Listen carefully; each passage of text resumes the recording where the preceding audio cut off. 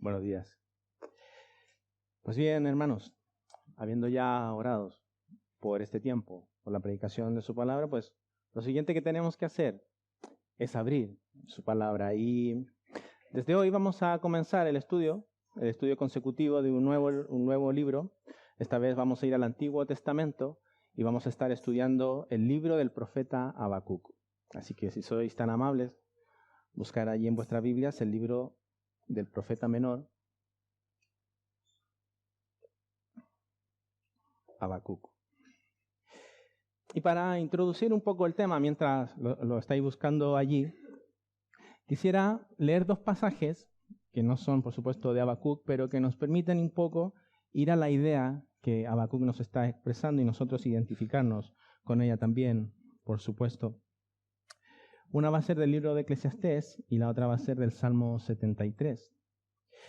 Y las primeras palabras que quiero leer es justamente del rey Salomón en el libro de Eclesiastés, en donde él tiene esta virtud de que en un solo versículo puede resumir aquella situación que estaba viviendo, que estaba sintiendo, ese conflicto interno que está viviendo Habacuc, y que también nosotros como cristianos, como creyentes, nacidos de nuevo, muchas veces nos ha tocado sentir, ya sea que estemos poco tiempo en el Señor, ya sea que llevamos muchos años en el Señor, seguramente será fácil identificarse con estas palabras, como Salomón dice en Eclesiastés, capítulo 8, versículo 14. Hay vanidad que se hace sobre la tierra, acordaos, Salomón está mirando de esta perspectiva por debajo del sol. Hay vanidad que se hace sobre la tierra, que hay justos a quienes sucede como si hicieran obras de impíos, y hay impíos a quienes acontece como si hicieran obras de justo. De esto digo, también es de que esto también es vanidad. ¿Habéis experimentado vosotros también esa situación? Esa lucha interna de que, queriendo vivir vidas cristianas fieles al Señor, de repente nos encontramos con circunstancias en que parece que nos va peor que aquellos que no viven para el Señor. Que a veces nos encontramos viviendo situaciones en que por amor al Señor y por amor a los tuyos, a tu familia, a tus cercanos, les predican el Evangelio, pero parece que se levanta una guerra interna dentro de la familia y que los planes que tienen ellos de desanimarte, de moralizarte, parece que van ganando y van dando resultados sus planes. A veces que compañeros en el trabajo, que buscan perjudicarnos, que buscan hacernos mal, que buscan hacernos la jugarreta. Nosotros oramos al Señor, les pedimos que nos ayude, que nos permita ser de buen testimonio, pero parece que sus planes resultan. Vecinos que gastan su vida, su tiempo, su dinero en hacernos mal. Que la gran mayoría ni siquiera conocemos, y de conocerlo lo que haríamos sería anunciarles el Evangelio. Pero ahí están. Le pedimos al Señor por ellos, por esa situación, pero parece que sus planes de perjudicarnos prosperasen y les diesen resultado.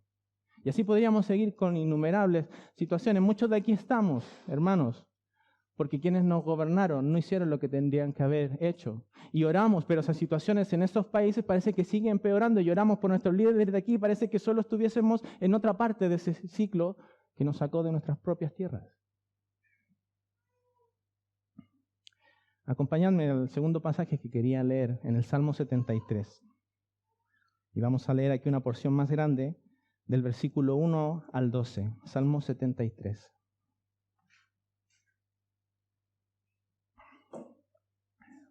Dice la palabra de Dios.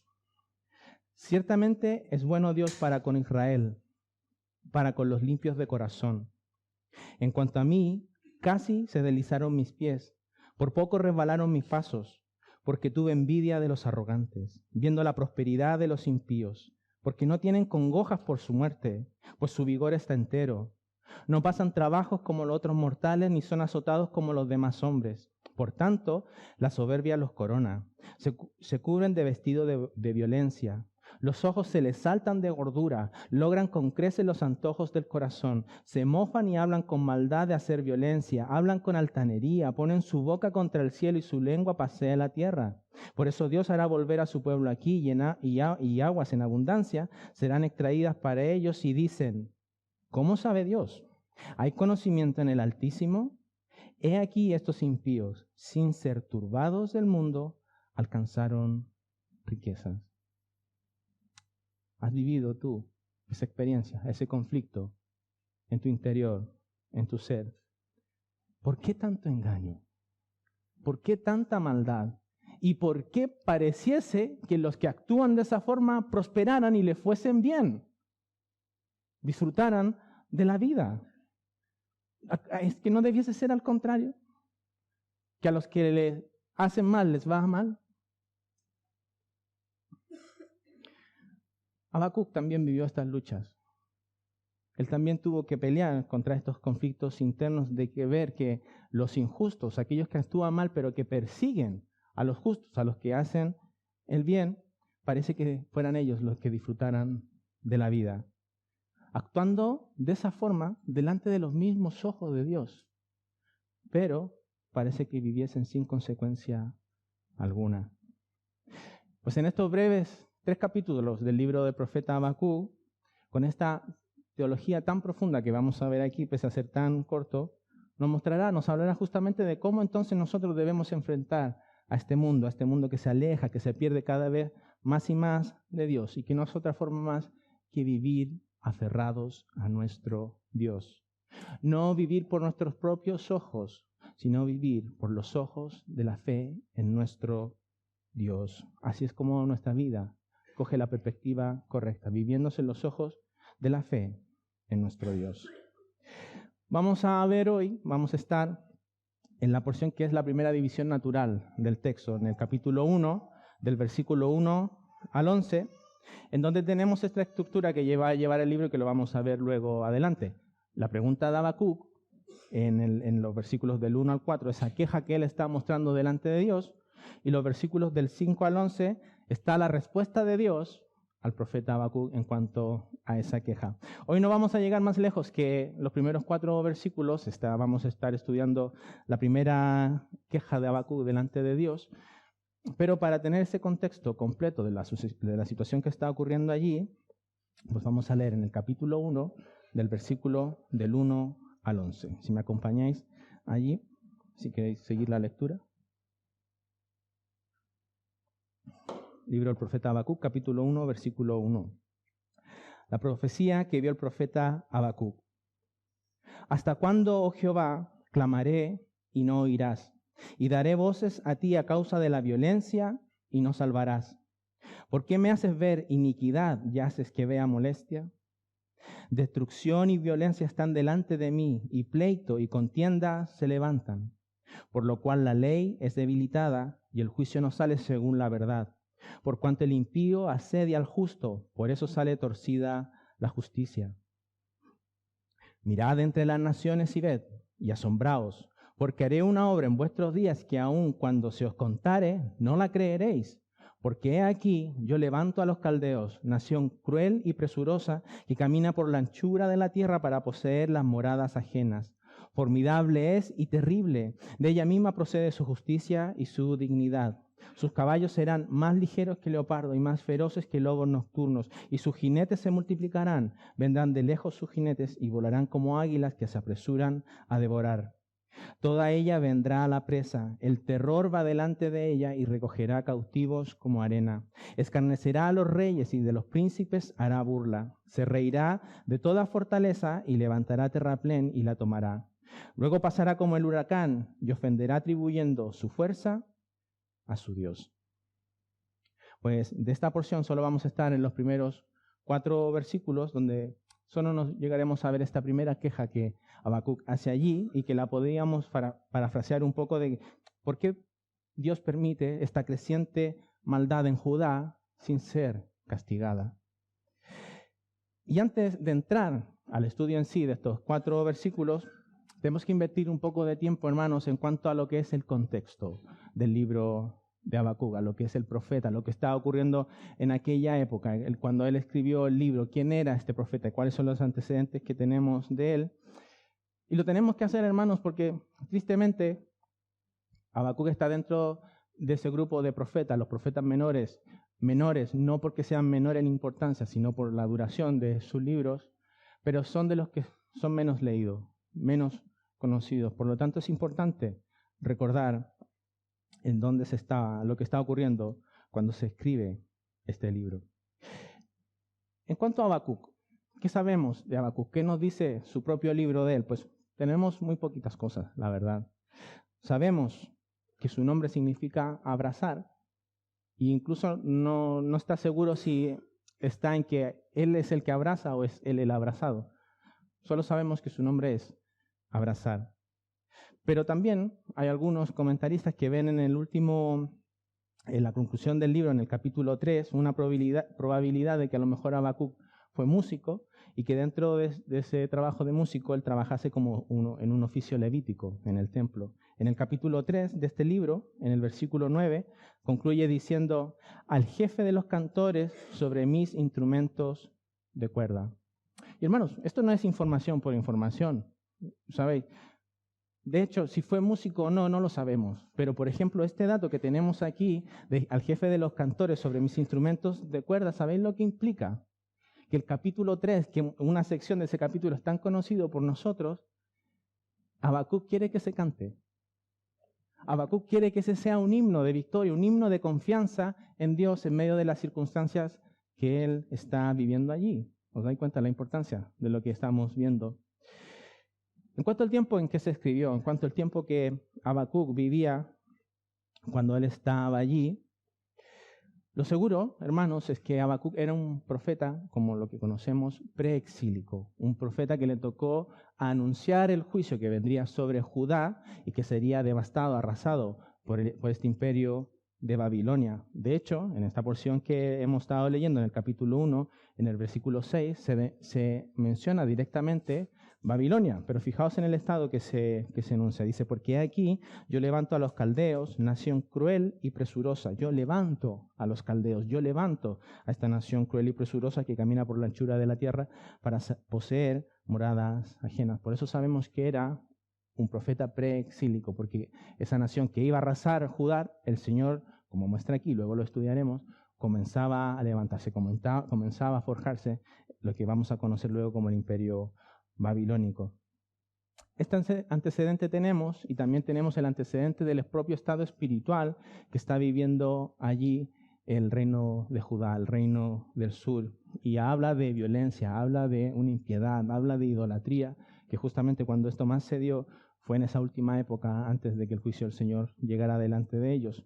Probablemente estamos hablando entonces, hermanos, que este libro se escribe por ahí por el 606, 604 antes de Cristo.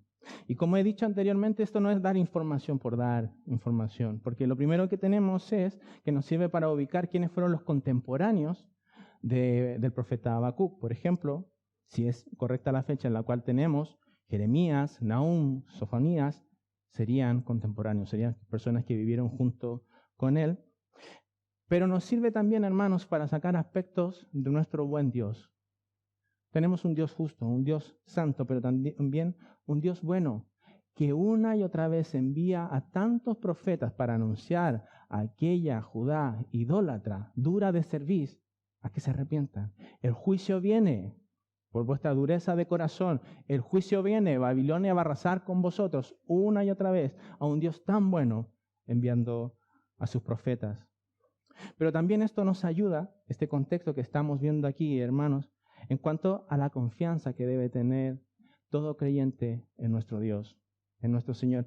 En el tiempo más triste, más sombrío que va a vivir la nación de Judá, cuando absolutamente nada podía dar esperanza, tenemos a un Dios que en medio de esas circunstancias tan terribles, tan duras, puede darnos esperanza, puede darnos consuelo, puede fortalecernos para llevar adelante una vida fiel delante de Él.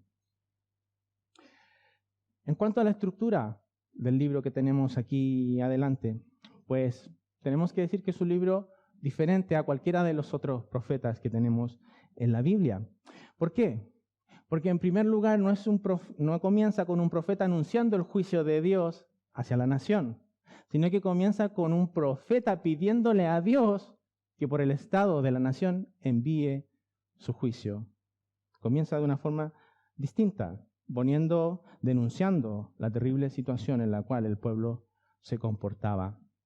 De allí entonces que la estructura que tiene el libro de Habacuc sea una queja, una pregunta del profeta hacia Dios, una primera respuesta de Dios hacia el profeta, luego una segunda pregunta y queja a Dios, luego una segunda respuesta al profeta, para terminar ya en el tercer capítulo, después de este diálogo, después de esta intimidad del profeta con Dios, en una alabanza, en una doxología, en un cántico, en un himno de gratitud y de confianza hacia Dios. Y esto también es interesante, hermanos. Fijaos una cosa, en estos diálogos y en este proceso que hay del capítulo 1 al 3, nada cambia. En esa porción que seguramente todos conocemos del capítulo 3, que muchas veces cantamos, que muchas veces memorizamos, que esa higuera dará su fruto, y que la vid dará su fruto, y que el olivo dará su fruto, y que no faltarán las ovejas. Parece que Habacuc lo está diciendo cuando ya ha pasado la crisis, ¿no? Cuando ya pasó el bache, y entonces podemos estar seguros. Pero ¿sabéis qué? Habacuc dice esas palabras, ese canto, ese himno de confianza en Dios, cuando nada ha cambiado, sino que a él se le ha asegurado que Judá tristemente no cambiará y que el imperio uno de los imperios más crueles de la historia, arrasará por completo Judá y se los llevará cautivos a otra ciudad. En ese contexto es donde está este canto de alabanza, esta doxología a Dios. ¿Cuál es el tema de Habacuc, en último lugar, en este panorama del libro entonces? ¿Qué nos está diciendo? ¿Qué nos quiere enseñar aquí el profeta?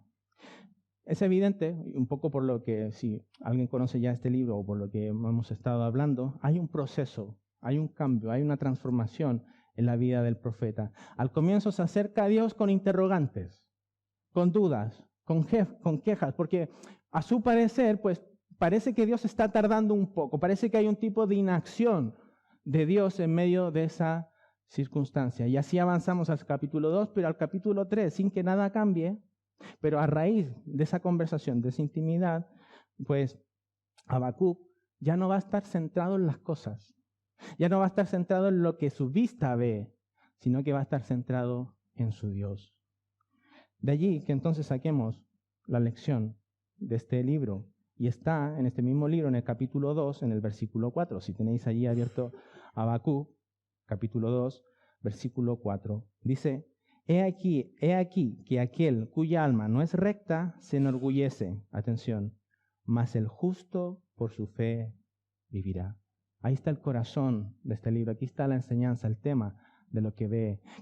Centrados en nuestra vista, en lo que nosotros vemos, en lo que nosotros podemos apreciar en este mundo que se cae a pedazos, todo eso traerá dudas, incertidumbres, desalientos. Mientras que mirar a Dios y mirar a nuestro Señor con los ojos de la fe es donde esas dudas se disipan, en donde esas quejas desaparecen. Mas el justo por la fe vivirá.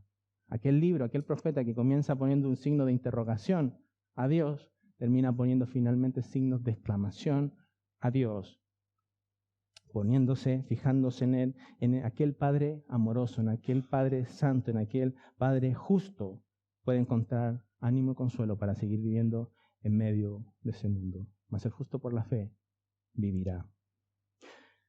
Es un poco como el panorama que tenemos para tener la guía allí en cuanto a lo que vamos a estar viendo. Y los invito ahora a que veamos entonces esta primera queja, los primeros 4 versículos de este libro, y permitidme que lo lea otra vez. En el capítulo 1 de Habacuc, los primeros 4 versículos. Dice, la profecía que vio el profeta Habacuc. ¿Hasta cuándo, oh Jehová, clamaré y no oirás? Y daré voces a ti a causa de la violencia y no salvarás. ¿Por qué me haces ver iniquidad y haces que vea molestia? Destrucción y violencia están delante de mí, y pleito y contienda se levantan, por lo cual la ley es debilitada y el juicio no sale según la verdad. Por cuanto el impío asedia al justo, por eso sale torcida la justicia. Aquí vemos esa expresión de ese conflicto interno que Habacuc está viviendo.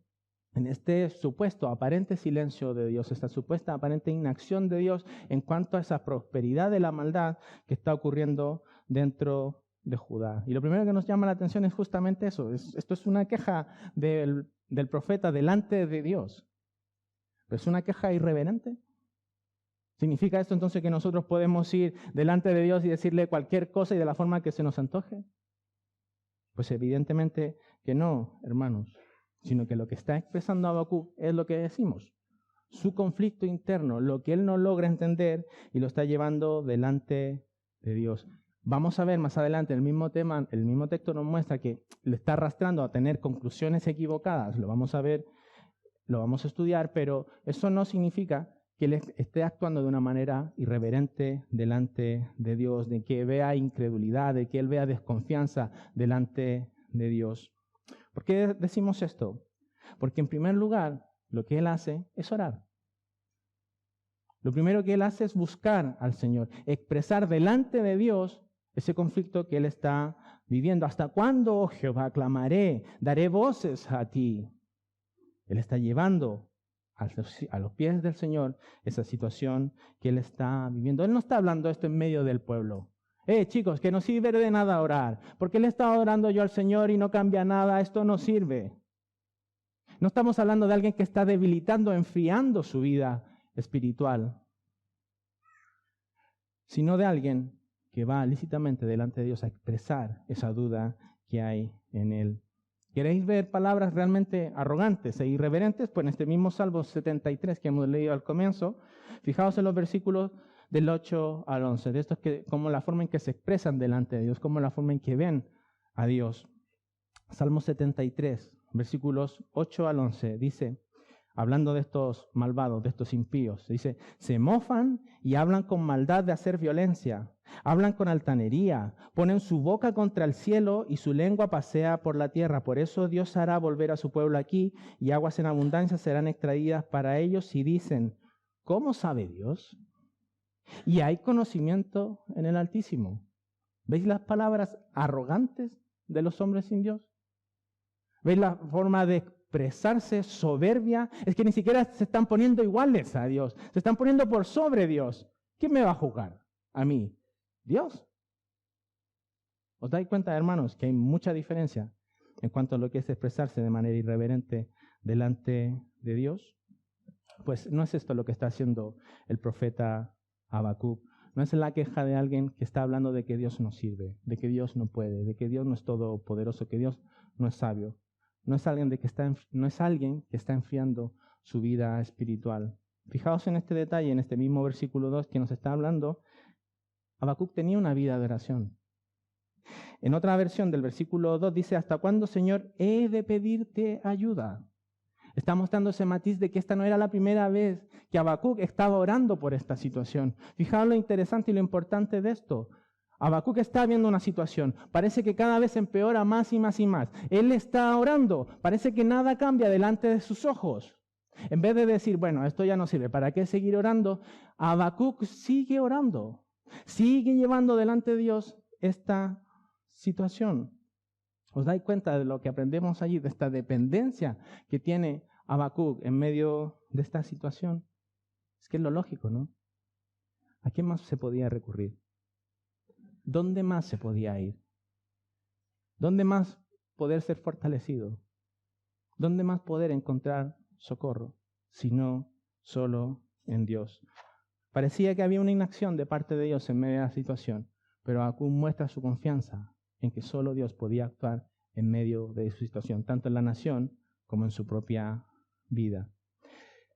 Es importante entender esto, hermanos, aquí para nosotros, viviendo en situaciones parecidas, en situaciones semejantes, de esta confianza en Dios, de que es únicamente en Él donde está todo el poder para que la situación pueda cambiar o no, y también en donde está todo el poder para nosotros, hermanos, ser consolados, animados y fortalecidos en el Señor.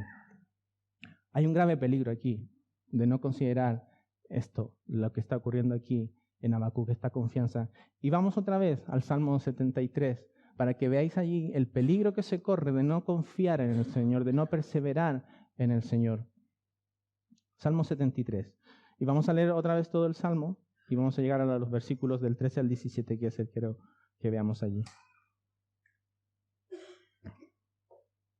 Salmo 73, del versículo 1, dice, ciertamente es bueno Dios para con Israel, para con los limpios de corazón. En cuanto a mí, casi se deslizaron mis pies, Fijaos lo que él está poniendo allí.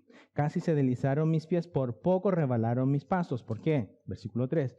Porque tuve envidia de los arrogantes, viendo la prosperidad de los impíos, porque no tienes congojas por su muerte, pues su vigor está entero. Es que son los que se hacen las cosas mal, pero parece que fuesen ellos los que disfrutan la vida. Versículo 5, no pasan trabajos como los otros mortales, ni son azotados como los demás, ¿no? Como estas revistas del espectáculo donde sale la vida de los famosos, siempre lo pasan bien, siempre están en fiestas, siempre, incluso si tienen problemas, pues rápidamente lo solucionan y venden la revista esos problemas y ganan dinero con sus problemas. Es que son fabulosos. Eso pareciera que no son azotados como los demás hombres, ¿no? Por tanto, la soberbia los corona, se cubren de vestido de violencia, los ojos se les saltan de gordura, logran con creces los antojos del corazón, se mofan y hablan con maldad a hacer violencia, hablan con altanería, ponen su boca contra el cielo y su lengua pasea la tierra. Por eso Dios hará volver a su pueblo aquí, y aguas en abundancia serán extraídas para ellos, y dicen: ¿cómo sabe Dios? Y hay conocimiento en el Altísimo. He aquí, estos impíos, sin ser turbados del mundo, alcanzaron riquezas. David, puesto los ojos en lo que estaba aconteciendo, dice pues, es que estos son los que prosperan, estos son los que va bien, estos son los que disfrutan la vida. No llevando eso al Señor, fijaos lo que él dice luego en el versículo 13. Salmo 73, versículo 13. Verdaderamente en vano he limpiado mi corazón. Verdaderamente en vano he limpiado mi corazón y lavado mis manos en inocencia. Pues he sido azotado todo el día y castigado todas las mañanas. Y si dijera yo, hablaré como ellos, he aquí a la generación de tus hijos se engañaría. Cuando pensé para saber esto fue un duro trabajo para mí, cuando traté de comprender aquello que yo veía delante de mis propios ojos, resultó ser una carga insoportable de considerar solo lo que estaba ocurriendo allí. Versículo 17. Hasta que entrando en el santuario de Dios, hasta que volviendo a fijarme, a poner mis ojos de la fe en Dios, hasta considerar lo que Dios es, hasta considerar su obra, considerar su soberanía, su gobierno, su bondad, su amor, comprendí el fin de ellos. No fue hasta que él puso sus ojos otra vez en Dios, cuando su perspectiva cambió, su perspectiva de la vida cambió. Debemos darnos cuenta, hermanos, de lo importante que es esto, entender esto, esta confianza, esta seguridad en Dios de que Él solo puede actuar. Orar, clamar al Señor para que seamos nosotros los que nos sometamos al designio de su voluntad y así poder encontrar nosotros allí consuelo y paz en Dios en medio de cualquier circunstancia. Habacuc confiaba en el Señor de esa forma. Fijaos, en este mismo capítulo 1 del versículo 12 dice: ¿no eres tú desde el principio, oh Jehová, Dios mío, santo mío? Habacuc sabe la importancia de estar seguro, confiado en Dios y justamente del peligro que es el alejarse de Dios en medio de estas circunstancias y realmente alejados de Dios, quejarnos de Dios de manera irreverente. Pero ¿sabéis cuál es otro peligro que nosotros podemos caer? El fingir delante de Dios. El estar con esos conflictos y esas luchas, pero fingir delante de Dios o pretender fingir delante de Dios que estamos con gozo, que estamos alegres, que no nos duele, que no pasa nada. Confianza en Dios, seguridad en Dios de que Él puede obrar, pero que nosotros podemos descansar también en Él. Llevar delante de Dios nuestros dolores, nuestras angustias, nuestras riquezas, tristezas, para ser nosotros confortados en Él, confortados en Dios, confortados en lo que Él es. ¿Qué era lo que veía Habacuc? ¿Cuál era la situación que estaba viviendo allí el pueblo de Judá, lo que le tiene atormentado? Pues eso es lo que seguimos estudiando en esta porción. Se nos dice en el primer versículo que Habacuc era un profeta. Era una persona escogida por Dios para ser su heraldo, para ser el proclamador de un mensaje hacia su pueblo. Era una persona que gozaba, que se deleitaba en Dios, que se gozaba y se deleitaba en esta comunión íntima con el Señor. Pero cuando él levantaba su vista, no veía lo mismo en aquella nación de Judá. No veía una nación que se esforzaba por obedecer a Dios. No veía una nación que se esforzaba por amar a Dios, por ser un ejemplo a las otras naciones de la bendición de estar junto con Dios. No veía un pueblo que se volcaba como él hacia al Señor. Cuando él miraba la nación, no veía ninguna otra cosa diferente a una nación pagana, hermanos. Es que daba lo mismo estar en una nación pagana que estar en Israel. Te iban a engañar igual, te iban a robar igual, te iban a menospreciar de la misma forma. Daba exactamente lo mismo en donde tú te encontraras. Capítulo 1 de Habacuc, versículo 3. ¿Por qué me haces ver iniquidad y haces que vea molestia? Destrucción y violencia están delante de mí, y pleito y contienda se levantan, por lo cual la ley es debilitada y el juicio no sale según la verdad, por cuanto el impío asedia al justo, por eso sale torcida la justicia. Habla aquí de esa iniquidad, maldad, idolatría, vanidad, y que además se le agrega, ¿por qué me haces que vea molestia? ¿Sabéis lo que significa eso? Que toda esa maldad, esa vanidad, esa idolatría era lo que se hacía en el día a día, de una forma descarada. Eso es lo que se apoyaba, se anunciaba hacer. Esto es la forma en que debía comportarse esta nación, sin vergüenza, sin temor a ser castigados, de una forma pública, totalmente descarada. Jeremías, un profeta contemporáneo a Habacuc, nos da un poco más de luz en cuanto a lo que son estos comportamientos. Y por favor acompañadme a Jeremías, al libro del profeta Jeremías, si retrocedéis un poco, de Habacuc. Y vamos al capítulo 7. Y vamos a leer solo algunas porciones de allí para intentar ver este escenario descrito en el cual está viviendo el profeta Habacuc. Jeremías, capítulo 7, comenzando del versículo 1. Palabra de Jehová que vino a Jeremías diciendo: Ponte a la puerta de la casa de Jehová y proclama allí esta palabra, y di: Oíd palabra de Jehová todo Judá, los que entráis por estas puertas para adorar a Jehová. Así ha dicho Jehová de los ejércitos, Dios de Israel: Mejorad vuestros caminos y vuestras obras, y os haré morar en este lugar. No fiéis en palabras de mentira.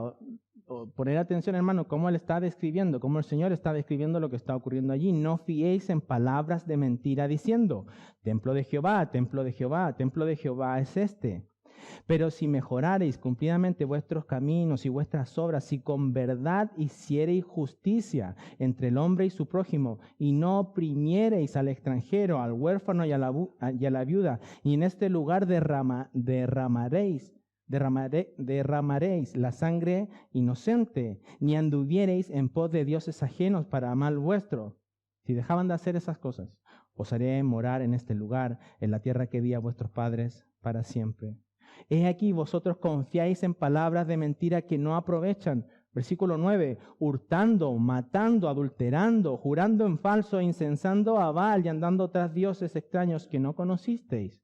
Saltad por favor al versículo 17 en el capítulo 7 de Jeremías. Dice: ¿No ves lo que estos hacen en las ciudades de Judá y en las calles de Jerusalén?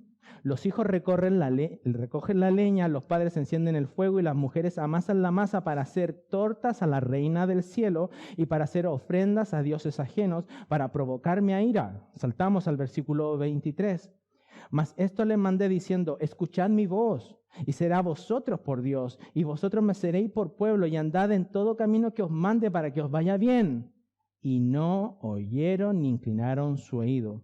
Antes caminaron en sus propios consejos, en la dureza de su corazón malvado, y fueron hacia atrás y no hacia adelante, desde el día que vuestros padres salieron de la tierra de Egipto hasta hoy. Y os envié todos los profetas, mis siervos, enviándolos desde temprano y sin cesar, pero no me oyeron ni inclinaron su oído, sino que endurecieron su cerviz e hicieron peor que sus padres. Saltamos al versículo 30. Porque los hijos de Judá han hecho lo malo ante mis ojos, dice Jehová. Pusieron sus abominaciones en la casa sobre la cual fue invocado mi nombre, amancillándola. Y han edificado los lugares altos de Tofet, que están en el valle del hijo de Hinnom, para quemar al fuego a sus hijos y a sus hijas, cosa que yo no les mandé ni subió en mi corazón. ¿Qué os parece? Este es el día a día de Habacuc. Esto es lo que está normalizado. Esto es lo que se hace de forma descarada, de forma pública, que nos hacía en privado. Y podemos sacar de estos versículos, las palabras de Habacuc, 3 cosas aún más que vamos a ver. En primer lugar, Habacuc nos habla de un deterioro total, moral, en cuanto a la nación. Un deterioro moral de la nación. Él dice destrucción y violencia. Ocupa estas palabras que pensad, hermano, mira, asolamiento, despojo, estragos, devastación, ruina, iniquidad, rapiña, mal, avaricia. Eso es lo que le toca ver, destrucción y violencia. Habla entonces de una sociedad totalmente corrompida, una sociedad totalmente dañada. El comercio corrompido, la economía corrompida, el gobierno corrompido, la justicia corrompida. Una nación, una sociedad en la cual no hay escrúpulos en hacer daños a otros con total de beneficiarse. Una sociedad en la cual no hay temor a tener las consecuencias por el pecado. Pero Habacuc suma otra cosa más. Está el deterioro moral de la nación, pero también está el deterioro humano de la nación. Fijaos, él dice pleito y contienda entre las personas. La relación que había entre ellos era de celos, de división, de murmuración. En donde los conflictos se solucionaban, pues el más fuerte es aquí, el que gana. Un lugar, hermanos, donde nunca hay paz. Un lugar donde nunca hay paz. Un lugar donde hay falta de perdón, donde hay falta de gracia, donde hay falta de misericordia. Un lugar donde no se puede confiar en nadie. Eso es lo que está describiendo aquí Habacuc. Un lugar donde nadie se preocupa por nadie. Y entre paréntesis, hermanos, entre paréntesis, ¿veis dónde se dirige una sociedad cuando se aleja de Dios? ¿Veis hacia dónde se conduce una sociedad que se aleja de la palabra de Dios? Lo hemos repetido muchas veces, hermanos, y lo vamos a repetir hasta el cansancio. Cuando el hombre se aleja de Dios, se aleja de los mandatos de Dios, no se hace una sociedad más libre, más moderna. Se deshumaniza. Se hace cada vez más inhumano. Solo en Dios es que el hombre se puede relacionar de la manera correcta, de la manera deseable entre los unos con los otros. Y solo por vía de aplicación, hermanos, ¿os dais cuenta la importancia de mantenerse firme dentro de la iglesia, de las influencias del mundo? De todas aquellas cosas tan guay que podemos introducir a la iglesia en demedro de la palabra de Dios, de la predicación fiel de la palabra de Dios. ¿Os dais cuenta dónde se conduce el hombre? Si pones de lado la palabra de Dios. Bueno, cerramos el paréntesis. Tenemos el deterioro moral de la nación, tenemos el deterioro humano, y una de las cosas que también le duele a Habacuc es ver la prosperidad de los malvados. La prosperidad esa aparente prosperidad de aquellos que están actuando de manera aborrecible delante de Dios. En el versículo 4 del capítulo 1 dice, por la cual la ley es debilitada y el juicio no sale según la verdad, por cuanto el impío asedia al justo, por eso sale torcida la justicia. La ley, la enseñanza, la instrucción, la palabra de Dios, esa ley que es el barómetro de medir de Habacuc, no es su propia justicia, sino que es como están actuando delante de la palabra de Dios aquella nación, pues es debilitada por la nación. La están estrangulando, parece que ya no tuviera pulso, parece que ya no tiene latido, está silenciada, está suspendida. No se le hace caso, se omite. No es la guía que va a dirigir nuestros pasos. Simplemente lo que se podríamos resumir con eso es que se vive como me da la gana. Por eso es que el juicio no sale según la verdad, no se da curso a la justicia. Por supuesto que no hay un Dios supremo, no hay un Dios dador de la ley moral, pues aquí todo vale, todo importa, todo es correcto, no hay ningún problema, a pesar de que nos contradigamos los unos con los otros. Si no hay justicia, pues el impío asedia al justo. Por eso sale torcida la justicia. Habacuc está describiendo un lugar en donde de ir a un juicio, un criminal contra un inocente, el inocente sería perjudicado y el criminal saldría premiado. Es que si estamos en este medio de esta sociedad, pues vamos a abusar de aquello que hacen lo bueno, que hacen lo correcto. Total, si nos llevan a juicio, pues de alguna forma arreglamos esto para que sea él el que salga perjudicado, burlado, ridiculizado. Y la maldad siga triunfando, premiada. Estas palabras, hermanos, fueron escritas hace aproximadamente 2.600 años, un poco más de 2.600 años. Pero qué fácil es identificarnos, ¿no?, con lo que está describiendo aquí el profeta Habacuc. Qué poco ha cambiado el mundo, si no ha empeorado. Solo basta mirar el telediario, ¿no?, el informativo, para básicamente expresar lo mismo que expresa Habacuc, y si no incluso peor. Una sociedad, un mundo que ha normalizado el pecado. Es que ya ni siquiera le llamamos pecado. Son problemas, son traumas que fueron ocasionados en tu infancia. Pero no es nada, ninguna cosa grave. Vemos el deterioro de instituciones, el deterioro de la sociedad, de las personas, el deterioro de la familia. Hermanos, estamos viviendo en un mundo en que vale más la vida de un animal a un bebé dentro del vientre de una madre. Estamos viviendo en un mundo, hermanos, donde lo guay, lo que se lleva es odiarte a sí mismo, odiar lo que el Señor ha hecho en tu vida de la forma que te ha hecho. Pero ese es el mundo. Lo importante es qué estamos haciendo nosotros, hermanos, y cómo estamos viendo ese comportamiento del mundo. Si realmente tenemos esta disposición de Habacuc de ver nuestra moral, no como nosotros, no con nuestra propia justicia, sino con la palabra del Señor y lo que es aborrecible delante de Él o lo que es agradable delante de Él. Y si cuando vemos un comportamiento así aborrecible, si realmente nos lamentamos nosotros como este lamento que hace aquí Habacuc, si nos dolemos por este comportamiento, teniendo esta plena cosmovisión bíblica cristiana, o en realidad nosotros estamos cediendo. O en realidad nosotros también estamos normalizando muchas conductas que son desagradables delante de Dios, pero bueno, hombre, ¿cómo vamos a ponernos tan extremistas?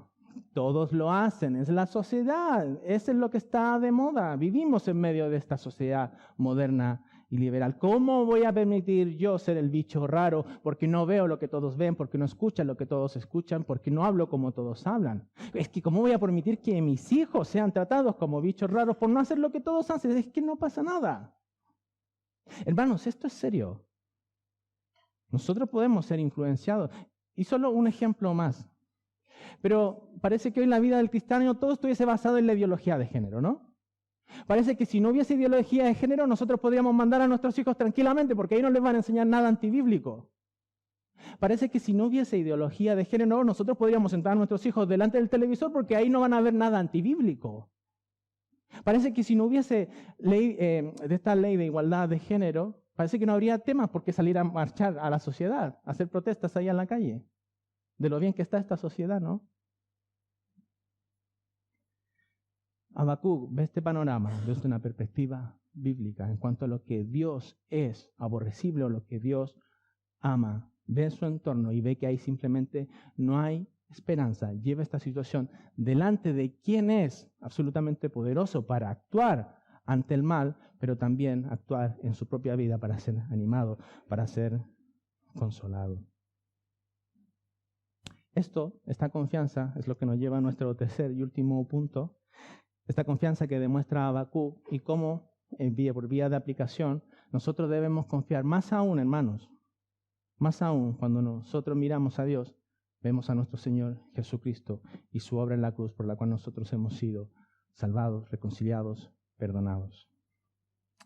Y lo primero que tenemos que considerar, hermanos, es nuestra confianza en el poder de Dios. Nuestra confianza en que tenemos en nuestro Dios absolutamente todopoderoso, y lo anunciamos, lo veíamos en cuanto a esta constancia de Habacuc, de estar orando, de estar llevando adelante esta oración, esta situación, justamente delante del quien únicamente podía actuar, hermanos. La situación de Judá no se iba a solucionar comprando libros de terapia, llevándolo a unas cuantas sesiones para ir cambiando un poco esta situación, hermanos. Solo Dios, con su poder, podía actuar para retraer, para contener, para frenar el mal de los hombres. Vamos un momento a Mateo, al Evangelio de Mateo, capítulo 28, cómo nosotros podemos confiar también mirando a nuestro Señor Jesucristo.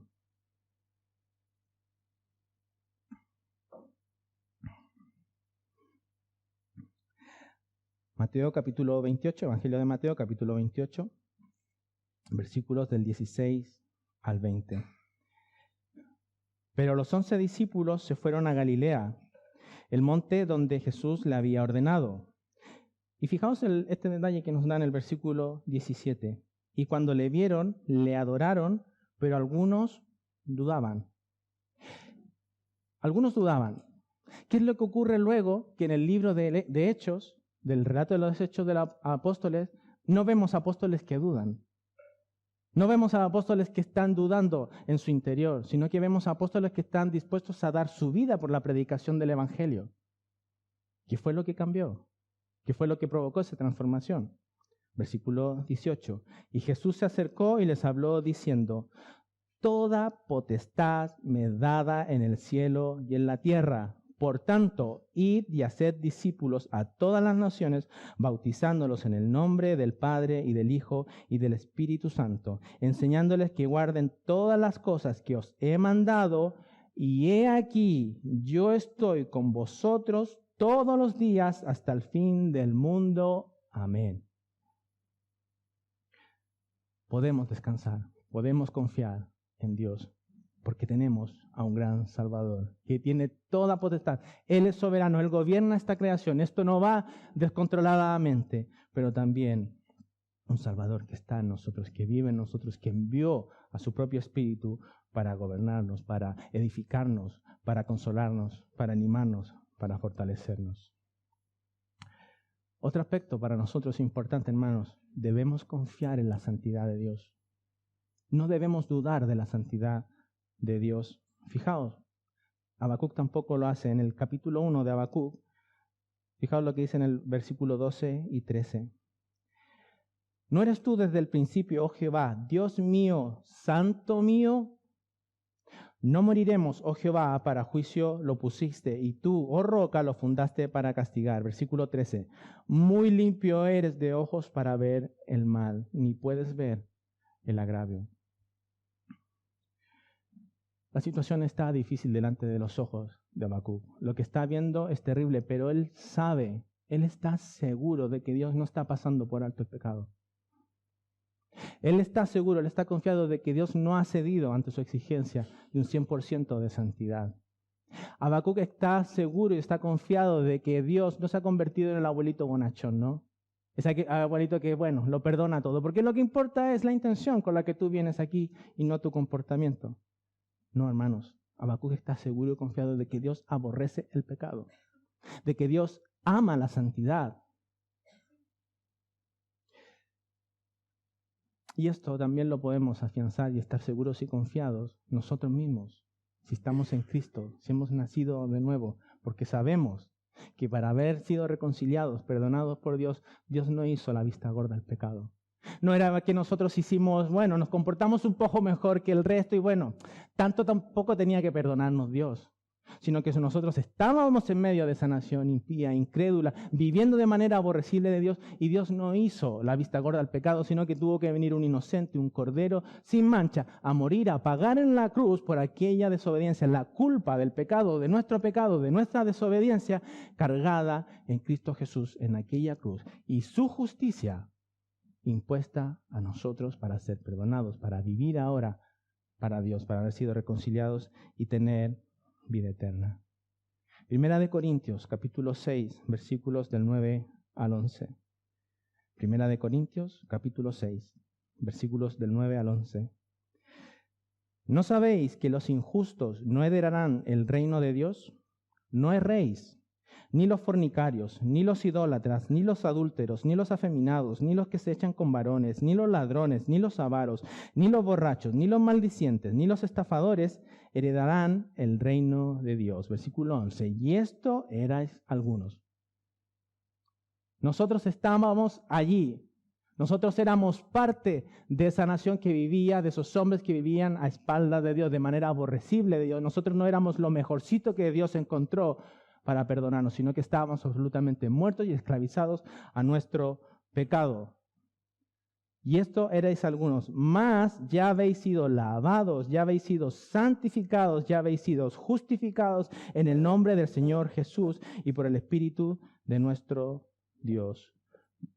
Dios está atento al comportamiento de cada hombre y en su justo tribunal cada hombre pagará por el comportamiento que tuvo delante de él. Querido amigo, si tú estás sin Cristo aquí hoy, solo viniendo en arrepentimiento y fe en Cristo, es que pues, se puede encontrar perdón de pecados y vida eterna.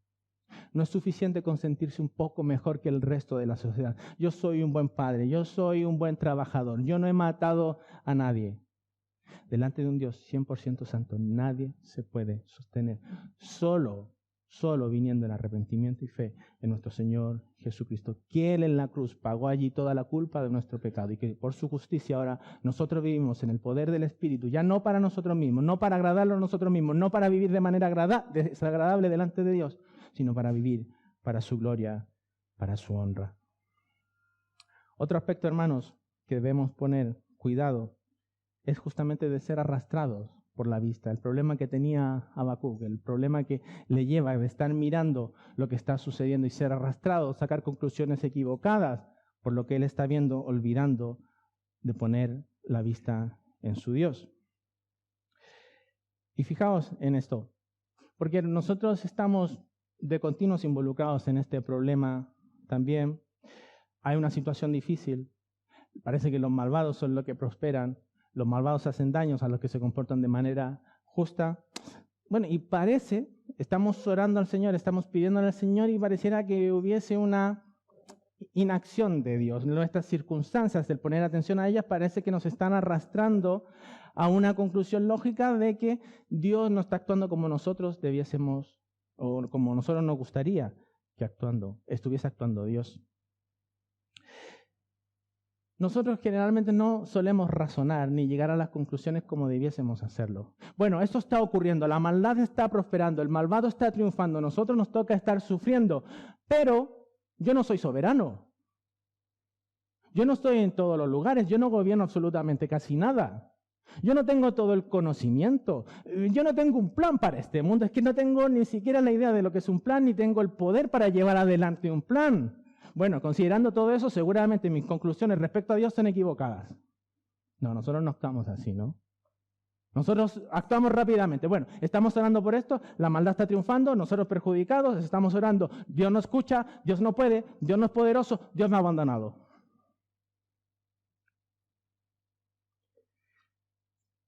Vamos un momento al Evangelio de Mateo otra vez, al capítulo 8, donde vemos que podemos confiar en un Dios absolutamente poderoso, en nuestro Salvador, que tiene absolutamente todo el control de cada situación. Evangelio de Mateo, capítulo 8, versículo 23 en adelante. Y entrando él, de nuestro Señor Jesucristo, en la barca, sus discípulos le siguieron. Y he aquí que se levantó en el mar una tempestad tan grande que las olas cubrían la barca, pero él dormía. Y vinieron sus discípulos y despertaron diciendo: Señor, sálvanos, que perecemos. Conclusiones equivocadas. Las circunstancias se están gobernando rápidamente, conclusiones equivocadas. Señor, entérate, que parece que nos vamos a morir aquí, despierta.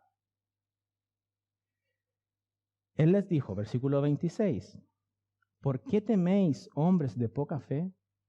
Entonces, levantándose, reprendió a los vientos y al mar, y se hizo grande bonanza. Hermanos, lo que está diciendo aquí, que cuando Jesús habla y reprende el viento, no es que, la tormenta fue menguando poco a poco. Él habló y hubo inmediatamente calma. Pararon las olas, paró la tormenta. Y los hombres se maravillaron diciendo: ¿qué hombre es este que aún los vientos y el mar le obedecen? Podemos estar seguros y confiados en que Él es poderoso para actuar, que Él tiene todo el poder, podemos descansar en Él, hermanos. Y lo último que quiero mostrar aquí, en cuanto a algo importante para nosotros, es el interés de Habacuc por los suyos. Hermanos, no podemos obviar esto. el interés por el estado espiritual de sus hermanos.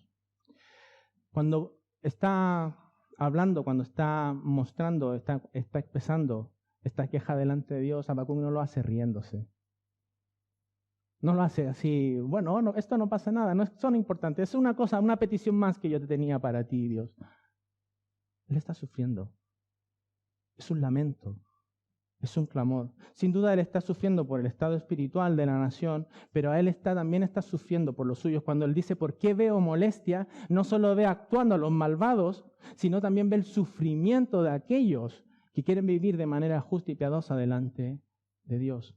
Eso es lo que le hace actuar de manera distinta, por supuesto. Para los incrédulos, para los malvados, pues es seguir anunciando el juicio, arrepentíos, cambiad vuestra actitud. Pero para los suyos es identificándose con ese sufrimiento y procurando, anhelando, clamando al Señor de que sean confortados, de que sean fortalecidos en medio de esa situación. Al igual que nosotros debiésemos hacerlo, hermanos, estando en Cristo, conociendo esa obra que hizo Cristo por nosotros. Y acompañadme a un pasaje precioso de 2 de Corintios en el capítulo 1, cuando nos habla de cómo en Cristo, en esa obra que Él hizo por nosotros, en quién Él es, nosotros debiésemos manifestarlo en cuanto a nuestros otros hermanos. Esa relación, esa mirada que vemos de estar atento a la necesidad de nuestros hermanos. 2 de Corintios capítulo 1, versículos del 3 al 7. Bendito sea el Dios y Padre nuestro, de nuestro Señor Jesucristo, Padre de misericordias y Dios de toda consolación, el cual nos consuela en todas nuestras tribulaciones, para que podamos también nosotros consolar a los que están en cualquier tribulación, por medio de la consolación con que nosotros somos consolados por Dios. Porque de la manera que abundan en nosotros las aflicciones de Cristo, así abunda también por el mismo Cristo nuestra consolación. Versículo 6, fijaos, pero si somos atribulados es para vuestra consolación y salvación. O si somos consolados es para vuestra consolación y salvación, la cual se opera en sufrir las mismas aflicciones que nosotros también padecemos. Y nuestra esperanza respecto de vosotros es firme, pues sabemos que así como sois compañeros en las aflicciones, también lo sois en la consolación. En Cristo Él es nuestro consuelo, por supuesto, Él es nuestra seguridad, pero también es en Él donde nosotros tenemos ahora esta identificación con aquellos que también sufren, y este anhelo, este clamor de tenerlos presentes delante de nuestro Señor, para que ellos también sean animados, fortalecidos.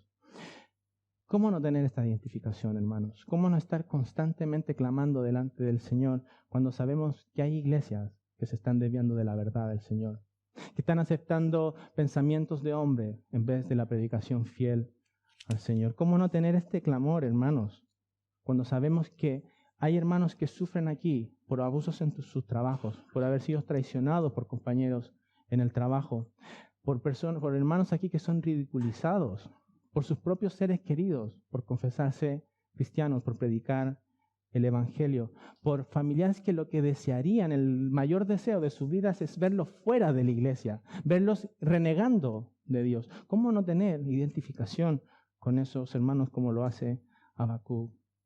¿Cómo no tener esa identificación con otros hermanos cuando sabemos que tristemente hay cónyuges que quieren impedir, que molestan, que provocan, para que den mal testimonio o simplemente para que no vengan más ya a la iglesia? ¿Cómo no identificarnos con esas situaciones así y clamar al Señor como lo hace Habacuc por sus hermanos? Terminamos aquí, hermanos, recordando entonces que qué gran Dios tenemos. Un Dios bueno, un Dios justo, un Dios santo, pero al cual nosotros podemos llevar adelante nuestras inquietudes, aquellos conflictos de aquellas cosas que la vista nos muestran, pero por fe en Él, por fe en quién es Él, podemos ir delante de su trono de gracia y abrir nuestro corazón, ser fortalecidos allí, no porque nosotros seamos un poco mejor que los otros, sino únicamente por la obra de nuestro Señor Cristo Jesús, que vino a morir en una cruz para pagar la culpa del pecado que nos tenía distanciados de Dios, para ser reconciliados ahora por Él, tener comunión íntima con Él y poder decir lo que dice en Proverbios 18, versículo 10. Torre fuerte es el nombre de Jehová, a Él correrá el justo y será levantado. Oremos.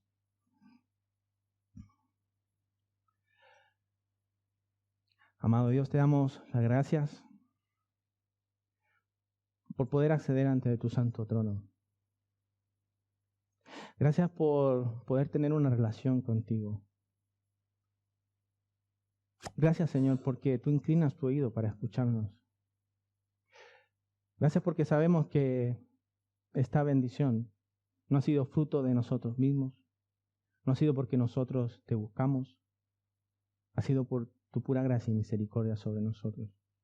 Ha sido por la obra de nuestro Señor Jesucristo allá en la cruz. Señor, si hoy vemos el mundo como lo ve, no es porque seamos más listos. Si vemos el mundo como tú lo ves, no es porque nosotros hayamos llegado a conclusiones después de tanto estudiarlo. Es por la presencia de tu Santo Espíritu en nosotros. Es por la obra sobrenatural hecha en nosotros que nos levantó de aquella esclavitud de la cual nosotros vivíamos. Señor, nosotros vivíamos de manera aborrecible, de manera desagradable. Señor, que no olvidemos estas verdades, que no olvidemos el problema del pecado, que no olvidemos el costo que significó el que nosotros podamos estar reconciliados, justamente para que no deterioremos, Señor, esta palabra. Hemos visto lo que ocurre, Señor, cuando la dejamos de lado, cuando preferimos principios de hombres, cuando vemos esta sociedad y nos gustan y nos atraen algunos conceptos mundanos, Señor. De que a lo mejor eso resultaría mejor que tu palabra, que eso a lo mejor estimularía mejor esta sociedad. Oh Señor, permítenos ir con el Evangelio siempre por delante. De que no hay ningún otro poder capaz de libertar a esclavos en delitos y pecados. Danos esa fortaleza, Señor, pero también danos esta consideración de clamar por tu pueblo, por aquellos que siguen persecución, por aquellos que son asesinados, por aquellos que son torturados, por aquellos que son separados de sus familias y por aquellos que son ridiculizados, avergonzados en el trabajo, en sus hogares, en cualquier lugar, con sus amigos, para que seamos un pueblo que confía en ti, que mira a la cruz, que encuentra descanso y consuelo allí, teniendo este gran Salvador, fuerte, poderoso, que todo lo gobierna, que toda potestad es dada en él. Ayúdanos, Señor, y pedimos por aquellos que aquí no te conocen. Oh, Señor, que ellos consideren lo que han escuchado, que esto no es una de otras visiones más, de tantas visiones. Este es el único camino. Esta es la única forma de poder reconciliarse con Dios a través de nuestro Señor Jesucristo. Dale entendimiento, Señor. Obra en Él de manera única como solo tú lo puedes hacer. Tú obraste en nosotros, tú eres capaz de hacerlo, tú tienes todo el poder, como lo hiciste también con nosotros. Pedimos que lo hagas para tu gloria, para tu honra. Lo decimos todo en el nombre de nuestro Señor Jesucristo. Amén.